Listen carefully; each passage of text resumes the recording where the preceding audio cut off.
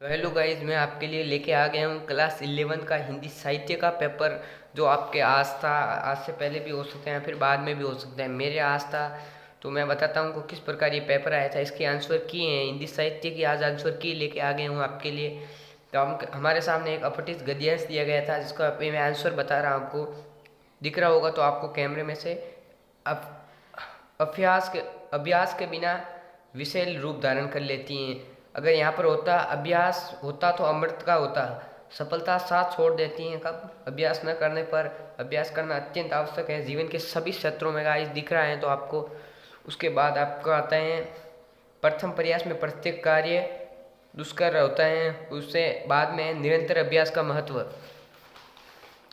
उसके बाद है आपके यहाँ पर अपठित काव्यांश है, जिसका है पहला हस्तिनापुर, दूसरा है बाण, तीसरा है आपके कृष्ण को बांधना, चौथा है श्री कृष्ण, फिर पांचवा है अब विनाश काले विपरीत बुद्धि। फिर आपके सामने रेगिस्तान दिखेंगे, इसका कुछ इस प्रकार होगा आंसर।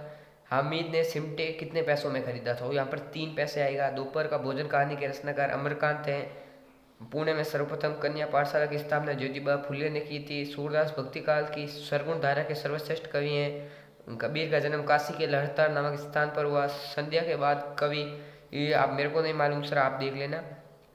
चमेली ने गूंगे को चिमटे यहाँ थप्पड़ से मारा था, मेरे अनुसार तो यही होगा। उसके बाद आप यहाँ पर देख लीजिएगा, कुछ इस प्रकार से आएगा पेपर।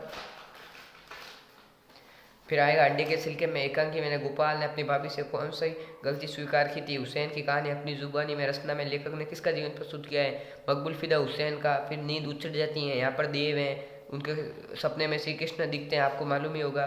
फिर गूंगा जब बोलने की कोशिश करता है। दोपहर का भोजन, यहाँ पर सिद्धेश्वरी।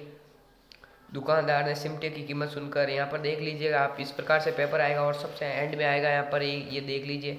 तो ये हिंदी साहित्य का पेपर था क्लास 11 का। बाकी पर्सन के आंसर जानने के लिए नीचे कमेंट में पार्ट 2 लिख दीजिएगा।